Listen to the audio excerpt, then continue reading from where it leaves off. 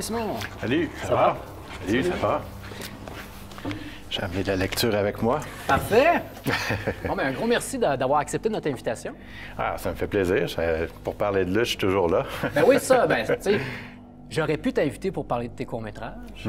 J'aurais pu t'inviter pour parler de Total Crap, mais non, effectivement, on t'a invité pour parler de lutte. Tu écrit pour lutte.québec, entre autres. Exactement. Je partage une de mes passions dans la vie, donc la lutte.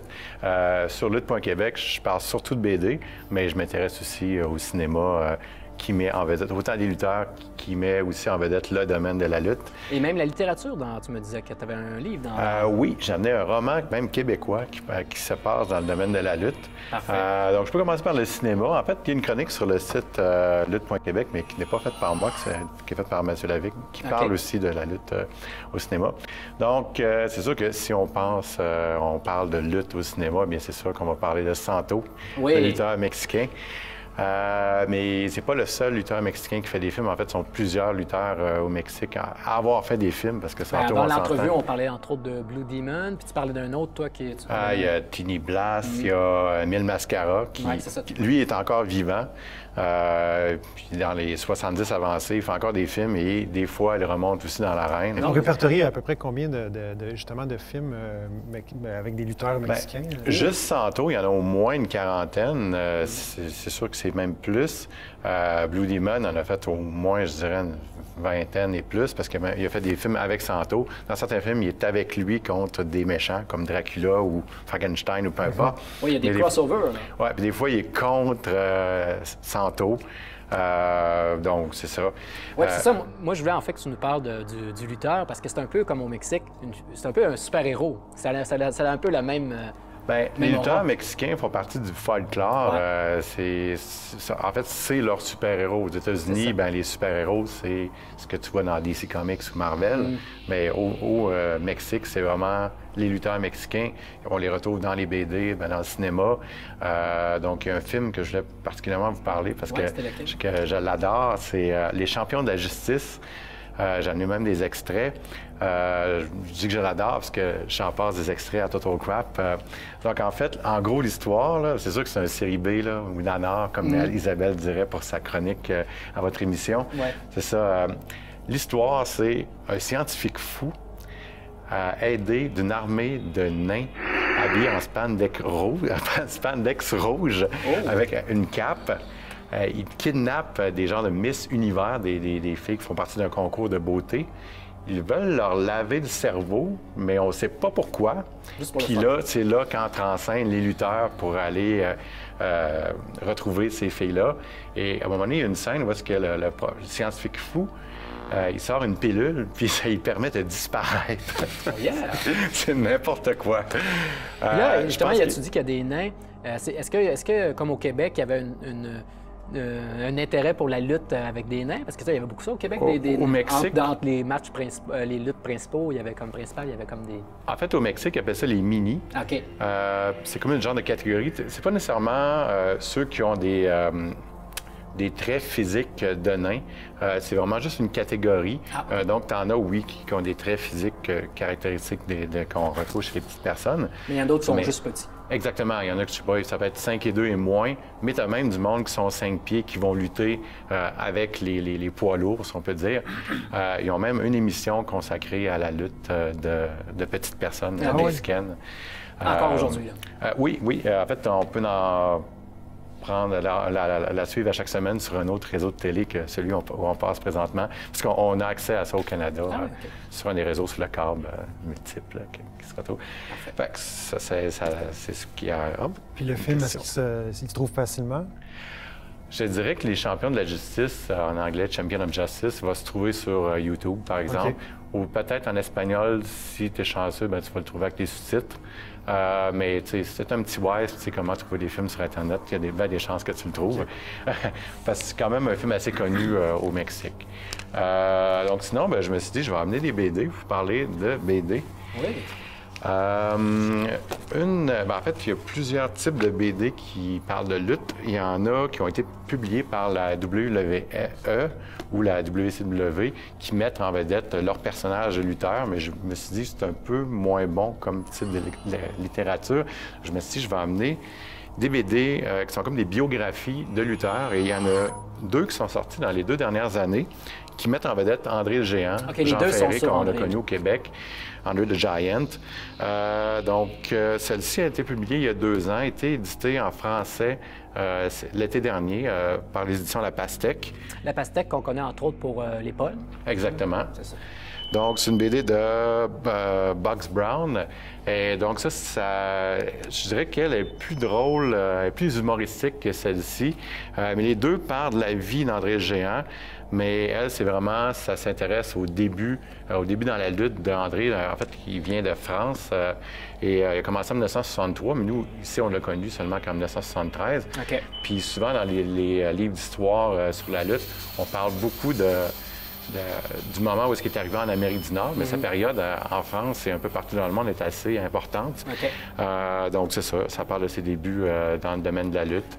Et les deux, ça vaut la peine? C'est des bonnes BD? Surtout, je dirais que ma préférée, c'est elle, mais Closer to Heaven est quand même assez sympathique, puis ça parle de beaucoup de choses qu'on n'entend pas normalement sur André le Géant. Closer, ça, tu le trouves à quelle édition? Ça, c'est IDW, ceux qui publient Transformers, G.I. Joe, etc., etc. Parfait. Sinon, j'ai celle-ci de Jack Teagle, un Britannique, qui s'appelle Fight, qui a fait Fight 1 et 2. Il en a fait une autre ici avec de la lutte féminine. Okay. Ça, c'est un petit peu surnaturel. Donc, c'est comme un lutteur qui ressemble à un diable, mais dans la vie de tous les jours, il est tout le temps habillé en diable. Puis, il se bat contre son ennemi juré, etc., etc. Ça, c'est plus humoristique. Okay. Puis ça ne se base pas sur des lutteurs connus. C'est vraiment non, c'est des lutteurs spécifiquement inventés pour ça. En fait, c'est de la fiction. Ça aussi, c'est de la fiction. Ringside, ça fait 4 mois que c'est paru, c'est une série mensuelle, en fait, ça fait 4 mois qu'on commençait à la faire paraître sur Image Comics. Encore une fois, ça se passe dans le domaine de la lutte. Un ancien lutteur presque à la retraite. Il est devenu entraîneur de lutteurs au Japon. Il revient en Amérique du Nord pour régler des problèmes personnels. Puis là, il essaie de rencontrer son ami. Il arrive dans un bar, puis il y a comme des méchants avec des guns qui dit qu'ils ne devraient pas se mêler de leurs affaires. On ne sait pas trop pourquoi. Ça évolue assez lentement, l'histoire. Mais jusqu'à maintenant, je suis rendu au 4e numéro et c'est super bon. Donc, c'est une série qui est publiée actuellement en ce moment-là? Exactement, à chaque mois sur Image Comics. Parfait. Sinon, dans les dernières affaires que je peux vous parler, on va revenir au Québec et c'est un roman de Patrick Roy. Ça s'appelle L'homme qui a vu l'ours. Oui. Encore une fois, ça se passe dans le domaine de la lutte. C'est un lutteur qui est comme rendu, je pourrais dire, proche de la retraite, qui a été une super grosse vedette et engage un journaliste pour faire sa biographie qu'il va faire paraître sur une grosse maison d'édition aux États-Unis parce que c'est une super vedette. Le gars, il est originaire du Québec, mais il vit maintenant aux États-Unis. Mais là, encore là, c'est un personnage fictif. Exactement. C'est pas le résultat de la biographie. C'est l'histoire. Hein. Quelqu'un qui veut avoir une biographie sur lui. Là. Puis l'univers, ça me fait penser un peu à l'univers dans les films des frères Coen. C'est un peu genre roman policier, film noir. Il y a un peu d'humour noir aussi, comme pour oui, il y a un peu d'humour noir dedans, mais... c'est ça, en fin de compte, le journaliste qui engage pour faire sa biographie, lui engage un assistant pour l'aider. Son assistant, il est un petit peu trop curieux, puis il se met comme à remonter dans le passé très lointain de la famille du lutteur. Il va fouiller dans des affaires qu'il ne veut pas. Là. Exactement. Puis là, il se rend compte qu'il y a comme des liens avec la mafia agricole. Est-ce que ça se passe dans le milieu de la lutte aux États-Unis ou vraiment ici? Aux États-Unis, mais le gars est un lutteur originaire du Québec. C'est un peu comme, mettons, Dino Bravo, il était faire carrière aux États-Unis, ou Ricky Martel, etc., etc. Parfait. Ça, c'est édité où? Ça, c'est les éditions du Cartanier, si je me souviens bien. Ça fait longtemps qu'il est sorti?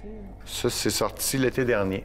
OK, parfait. Il reste une minute. Tu avais une dernière chose à nous conseiller? En fait, si vous êtes intéressé à la lutte mexicaine, eh bien, voici un livre qui parle de lutte mexicaine et qui est, je dirais, super bien pour autant les photos de lutteurs que l'histoire de la lutte mexicaine. Et une petite anecdote de même en terminant. Donc, une encyclopédie sur les lutteurs mexicains, en gros. Exactement. C'est quoi le nom de l'ouvrage? Ça s'appelle Mundo Lucha, The Bizarre and Honorable World of Wild Mexican Wrestling.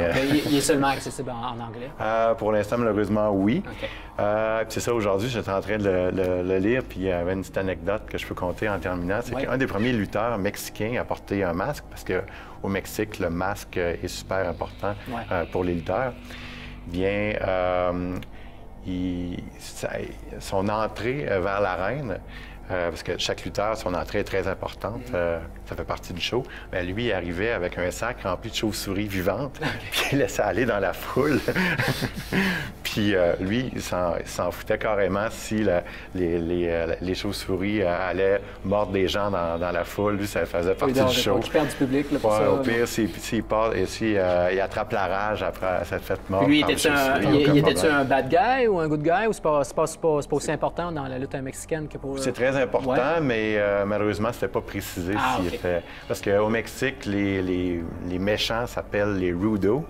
Puis les lutteurs qui sont dans les bons, si on peut dire, s'appellent les technicos.